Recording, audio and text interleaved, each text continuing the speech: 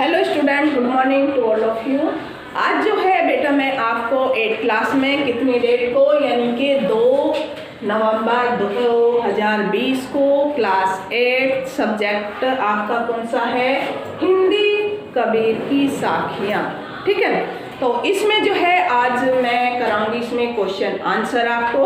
अभी तक जो है मैंने कबीर के बारे में भी आपको बताया था, कबीर कौन है, ये कैसे जो है कवि हैं, इसकी डिटेल्स मैंने आपको बताई थी, वीडियो में देखी होगी। जिसने नहीं देखी वो देख लेना यूट्यूब पे।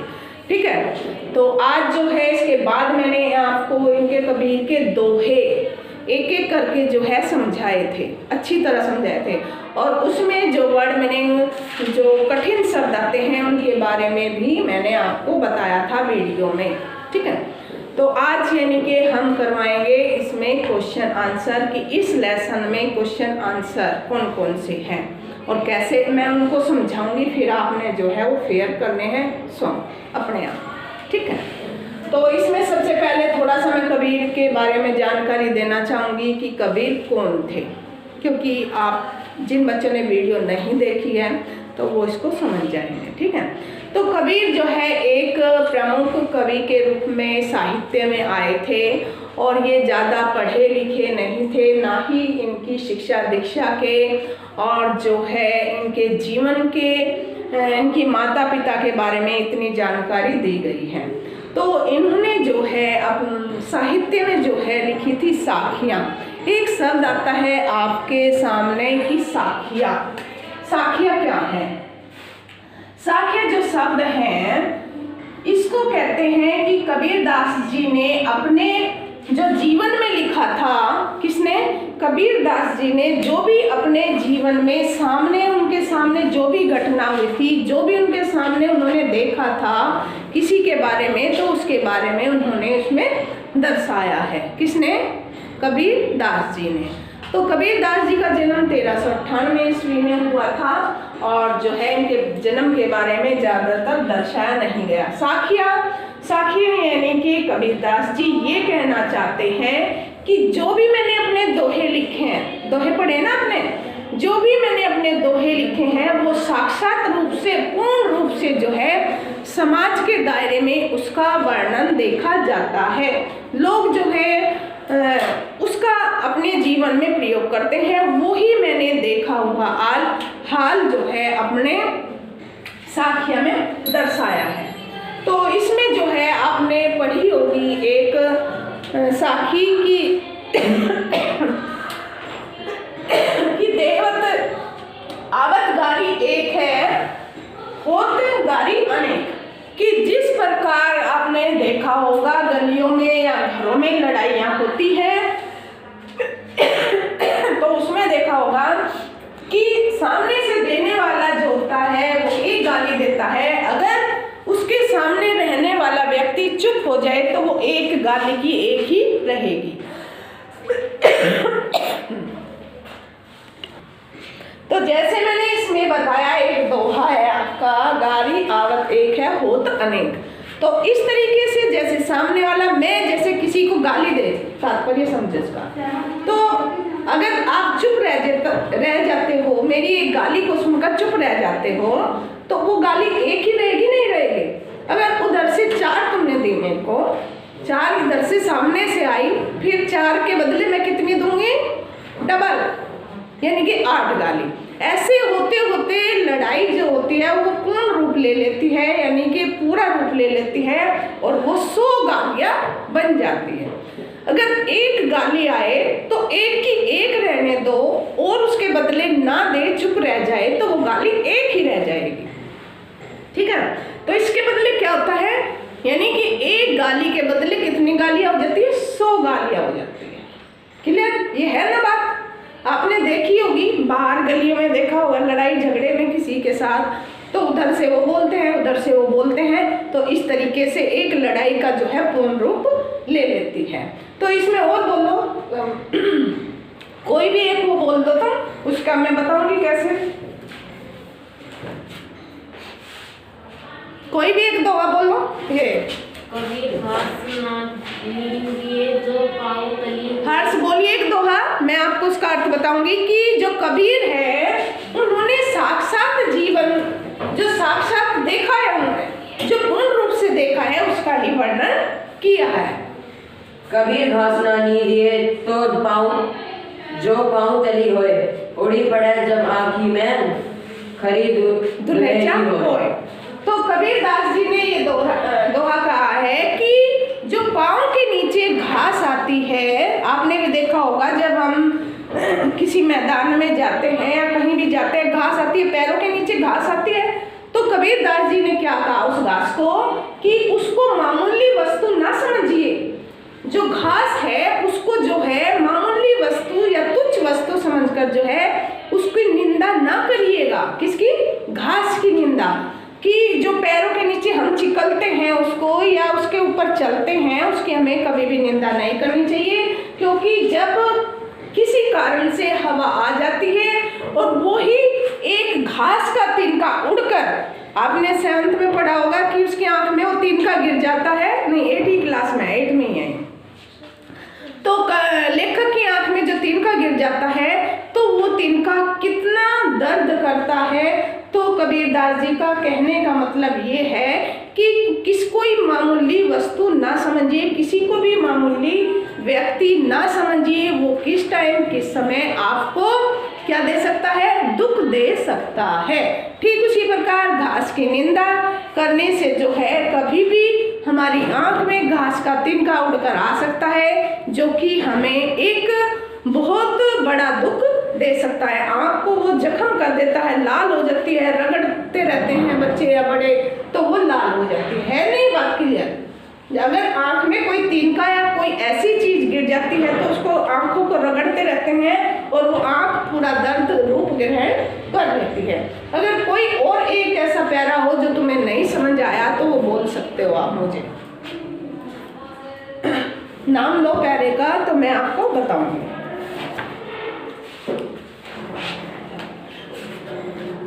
जैसे यही है आपका फर्स्ट पैरा, बेटा पूछा करो ना, अगर कोई इसमें से पैरा नहीं आता 1 बाय 1 बच्चा पूछ सकता है कि मैडम इसका क्या है, ठीक है ना, ऐसे पूछो 1 बाय 1। जाति न पूछो सादगी पूछ लीजिए ज्ञान, मोल करो तलवार का पड़ा रहंदो म्यान।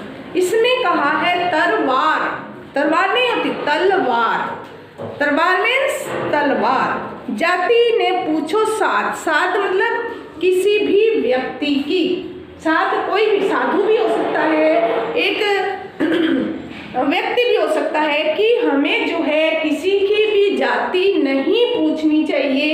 हमें उसका क्या देखना चाहिए कि उसके अंदर कितना ज्ञान है।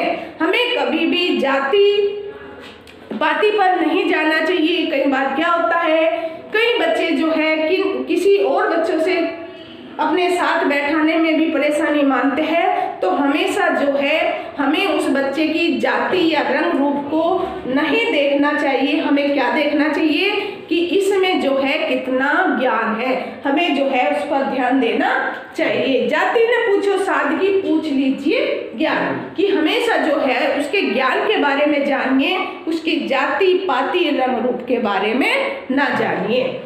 मोल करो तलवार का पड़ा रहंदो म्यान। ठीक उसी तरीके से कहा है कि हम अगर कोई भी वस्तु लेने के लिए मार्केट में बाजार में जाते हैं तो हम जो है किसी भी वस्तु की सुंदरता को देखकर आकर्षित हो जाते हैं और वो हम खरीद लेते हैं।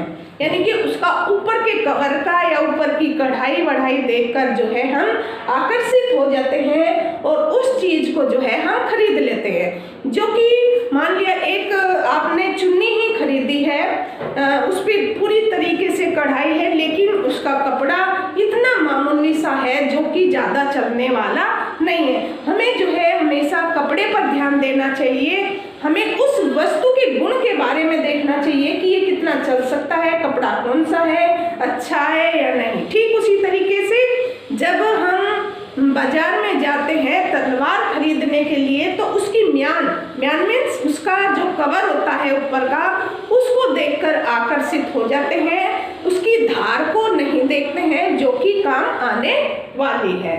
समझ रहे हो ना? तो तलवार की धार को देखना चाहिए कि तलवार की जो धार है वो तीखी है या नहीं है। क्लियर? हमें जो है उसकी सुंदरता पर आकर्षित नहीं होना चाहिए, हमें उसके गुण के बारे में जानना चाहिए, ना कि उसके ऊपर के कवर को, उसकी सुंदरता को देखकर हम उस पर मोहित हो जाएं। क्लियर? और कोई सा दोहा है ऐसा पूछना चाहोगे तो आप बोलिएगा। आज जो है मैं आपके तो जो आपको कोई दोहा समझ नहीं आ रहा है, कोई भी बच्चा वो पूछ सकता है। यस, फिफ्थ दोहा।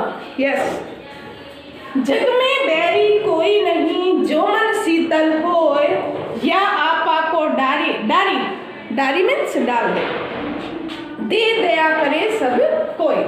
तो इसमें क्या कहा गया है कि जग जग संसार, ये दुनिया, ठीक है ना, जग में बैरी मीन्स दुश्मन, बैरी समझते हो ना, दुश्मन, जग संसार बैरी दुश्मन कोई नहीं। हमारा जो है इस संसार में, हमारा इस संसार में कोई भी दुश्मन नहीं है। जो मन शीतल होए, अगर हमारा मन ठंडा है, हम गुस्सा नहीं करते हैं, हम गुस्सा नहीं करते हैं तो हमारा मन कैसा है? शीतल है, तो अगर हमारा मन ठंडा है, दूसरों के प्रति व्यवहार हमारा अच्छा है, तो हमारा कोई भी इस दुनिया में दुश्मन नहीं होगा। या आपा को डारी दे दया करे सब कोई, यानी कि कहने का तात्पर्य इसमें ये है, या आपा को डाल दे, अगर हमारे अंदर गुस्सा है तो उस गुस्से को जो है हमें डाल देना चाहिए, उस गुस्से को जो है सबके सामने नहीं दर्शाना चाहिए, सबको जो है उस गुस्से से बचकर, मतलब सामने उसको प्रकट नहीं करना चाहिए गुस्से को। क्यों नहीं करना चाहिए? क्योंकि उस गुस्से को देखकर कोई भी व्यक्ति जो है जिसका निर्मल मन होता है, जिसका ठंडा मन होता है, वो भी क्या हो जाता है, वो भी गुस्से से लीन हो जाता है, उसको भी गुस्सा आ जाता है। तो कहने का तात्पर्य है कि इस दुनिया में हमारे मन में जो है छल कपट दूसरों के प्रति नहीं होने चाहिए। क्या नहीं होना चाहिए? कि हम बाहरी दिखावे से तो जो है कुछ और बोल रहे हैं, लेकिन हमारे अंदर क्या है? छल कपट है, यानी कि हमारे अंदर किसी के भी प्रति छल कपट नहीं होना चाहिए। उसका हृदय, किसी का हृदय भी, यानी कि मेरा हृदय, मैं आपसे बात करती हूँ तो मेरा हृदय कैसा होना चाहिए? पवित्र होना चाहिए, साफ होना चाहिए। मेरे हृदय में आपके प्रति कोई भी द्वेष भावना नहीं होनी चाहिए, यानी कि दया का भाव ही हमेशा दिखाते रहना चाहिए। दूसरों के प्रति अगर आप शीतल मन से बोलोगे, शीतल से मन से उनके व्यवहार करोगे, तो जो है वो भी आपके जो दुश्मन होते हैं वो भी क्या बन जाएंगे? आपके सहयोगी बन जाएंगे, आपके साथ रहने वाले बन जाएंगे। इस तरीके से हमारे मन में जो है कोई भी द्वेष भावना नहीं होनी चाहिए। अगर विशेष इसमें लिखना चाहोगे तो विशेष में क्या आता है बेटा? कबीरदास जी ने जो है सदुकड़ी भाषा, कौन सी भाषा? सदुकड़ी भाषा। विशेष जब हम दोहे की व्याख्या करनी है, अपने सभी ने इन दोहों की व्याख्या करनी है, फाइंड क्वेश्चन नहीं करने हैं, क्योंकि ये दोहे हैं दो लाइन के, कुछ ज़्यादा उसमें व्याख्या नहीं आएगी। तो इनकी व्याख्या करनी है, और व्याख्या के बाद क्या करोगे? जैसे मैंने आपको पहले भी बताया है कि सबसे पहले क्या लिखोगे आप? संकेत। एक बार मैं फिर से बता देती हूँ आपको, सबसे पहला पॉइंट होगा आपका संकेत। संकेत में पहली लाइन के 2 शब्द और लास्ट की लाइन के 2 शब्द, ये क्लियर है? दूसरा हेडिंग होगा आपका यानी कि प्रश्न आप जो है बेटा एक बार ही लिखोगे, क्योंकि बार बार जो है दोहे आएंगे, बार बार प्रश्न को नहीं दोगे, ठीक है? प्रश्न में आपको सभी को पता है, प्रस्तुत पद हमारी पाठ्य पुस्तक बसंत भाग 3 में संकलित कबीर की साखियां नामक पाठ से लिया गया है, और इसके जो कवि हैं वे कौन है? कबीरदास जी हैं। तो ये क्या आ गया आपका प्रश्न। उसके बाद जो है आप इसकी व्याख्या करेंगे। नंबर 3 व्याख्या। व्याख्या के बाद नंबर 4 आप डालेंगे विशेष। अब विशेष में आता है कि कबीरदास जी ने अपनी सधुकड़ी और सहज सरल भाषा का प्रयोग किया है। सधुकड़ी मीन्स मैं सधुकड़ी के बारे में क्लियर करना चाहूंगी। सधुकड़ी होता है कि कबीरदास जी ने किसी भी एक भाषा का प्रयोग नहीं किया है, उन्होंने जो है विभिन्न भाषाओं का प्रयोग किया है। जैसे अवध में बोली जाने, अयोध्या में बोली जाने वाली भाषा कौन सी होती है? अवधी। ब्रज आप सभी जानते हो कहाँ पर बोली जाती है ब्रज भाषा? मथुरा में भी बोली जाती है, वृंदावन में भी बोली जाती है। तो ब्रज में बोली जाने वाली भाषा कौन सी होती है? ब्रज भाषा। तो कबीरदास जी ने अवधी, ब्रज, खड़ी बोली जो है कुछ प्रांतों में बोली जाती है, उसका भी वर्णन किया है। और जो है अंग्रेजी, हिंदी, उर्दू, तत्सम, तद्भव, शब्दावली का भी कबीरदास जी ने अपने काव्य में मार्मिक वर्णन किया है। मार्मिक एक शब्द आया है, मार्मिक, बहुत अच्छे ढंग से वर्णन किया है। किसने? कबीरदास जी ने।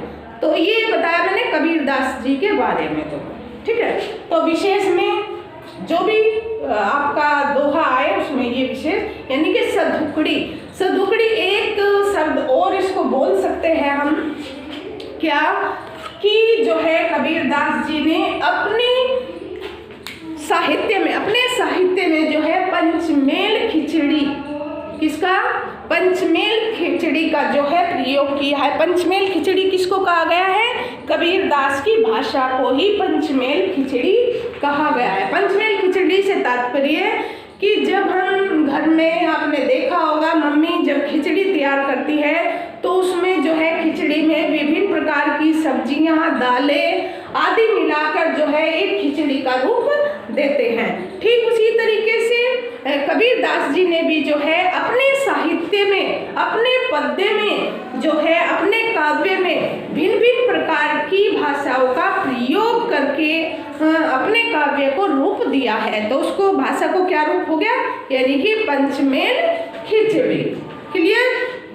तो ये आगे 9th क्लास में भी आप याद रखोगे कि कबीरदास जी की भाषा कौन सी है? पंचमेल खिचड़ी।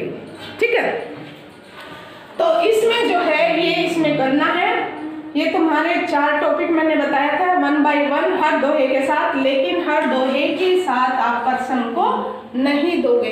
ये जो है आप स्टार्टिंग में दोगे, उसके बाद क्या करें? संकेत, व्याख्या और विशेष।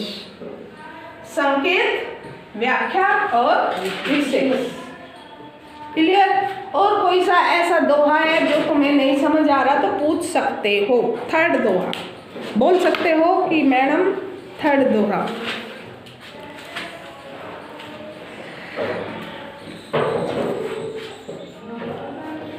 माला तो कर में फिरे, जीभी फिरे मुख माही।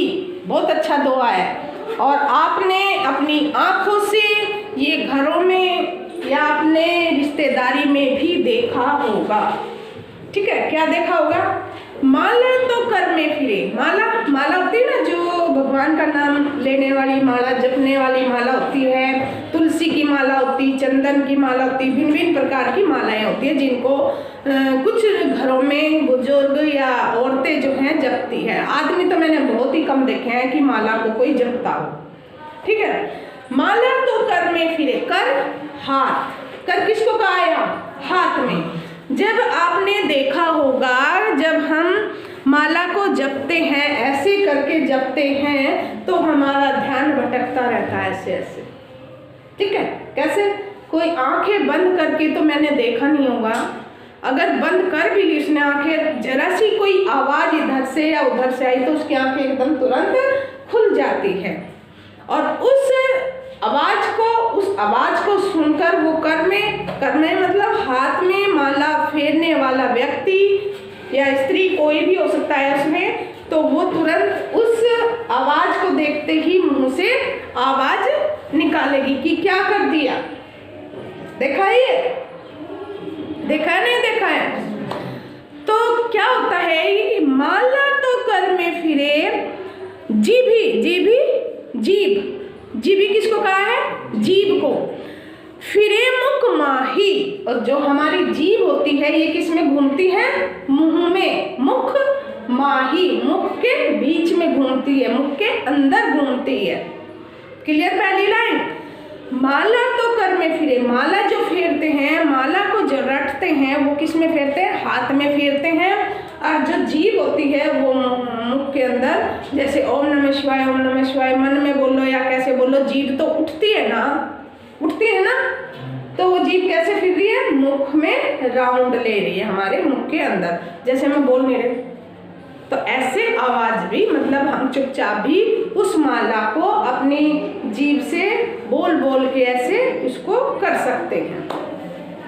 तो कहने का तात्पर्य, माला तो कर में फिरे, माला तो हाथों में फिरती है और हमारी जो जीभ है वो किसके अंदर फिरती है? वो मुख के बीच में घूमती है, यानी कि मुख के अंदर घूमती है। अब दूसरी लाइन देखिए, मनवा तो चहुदिशी फिरे, यह तो सुमरिन नाही। और जो हमारा मन होता है वो कहाँ फिरता है? चारों दिशाओं में घूमता रहता है, भ्रमण करता रहता है, वो कभी भी स्थिर नहीं रह सकता। हमारा मन, अगर तुम मानोगे ना, हम भगवान का नाम, चलो हम किसी का ध्यान नहीं करेंगे, कोई बात नहीं सोचेंगे और भगवान को स्मरण करते हैं, तो मुश्किल से 1 या 2 मिनट हमारा ध्यान लगता होगा। बाकी 1 घंटा या आधा घंटा हम बिल्कुल भी ध्यान को नहीं लगा सकते, क्योंकि ये हमारा मन जो है वो चंचल होता है, अपने आप ही उसमें जो है विचार आने लगते हैं, कैसे भी कुछ भी विचार उसमें एकदम आने लगते हैं। तो कई बार क्या होते हैं, कितनी देर में ये माला होगी, कितनी देर में मुझे वहाँ जाना है, आज खाने में क्या बना होगा, कहीं दूध उबल तो नहीं गया है। तो हमारा जो मन होता है ना, ये भ्रमित होता है, ये एक जगह स्थिर नहीं रह सकता है। क्लियर हो गया ना? क्लियर हो गया? क्या हो गया क्लियर? कोई बताएगा मेरे को? तो इसमें कहा मनवा किसको कहा? मन को कहा है। और दहु यानी कि 10 दिशाओं में, दहु दशो दिशा में फिरे, घूमता फिरता है, यह तो सुमरन नाही। इसको तो हम सुमरन नहीं कह सकते कि मैंने सुमरन कर लिया। क्या सुमरन कर लिया? भगवान के नाम की माला को सुमरन कर लिया, तो इसको हम सुमरन का नाम नहीं दे सकते जब हमारा मन चारों दिशाओं में भटकता फिरता है। तो ये था मन तो चहुदिशी फिरे, ये तो सुमरन नाही। इसको हम स्मरण नहीं बोल सकते, इसको हम भगवान को याद करना नहीं बोल सकते, इसको हम स्मरण नहीं बोल सकते। तो एक बार जो है सभी बच्चे ध्यान से देखेंगे, ये जो है 5 दोहे हैं, इनमें से आपको कौन सी लाइन समझ नहीं आ रही है उसको आप मुझे बता सकते हैं। तो देखिएगा लेसन 9 के कबीर की साखियों के दोहे, कौन सा दोहा आपको समझ नहीं आया है। अब आपके पास टाइम है देखने।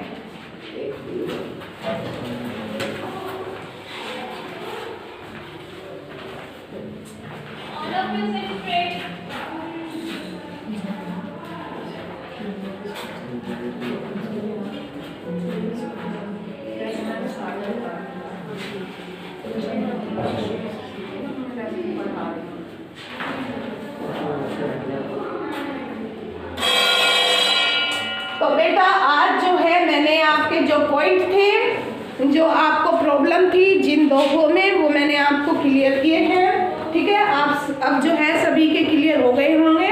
तो ये था आपका लेसन 9। आप सभी इसकी व्याख्या करेंगे, विशेष लिखेंगे और अपनी कॉपी का जो है होमवर्क कंप्लीट करेंगे। आज के लिए इतना ही है, वरना इस पे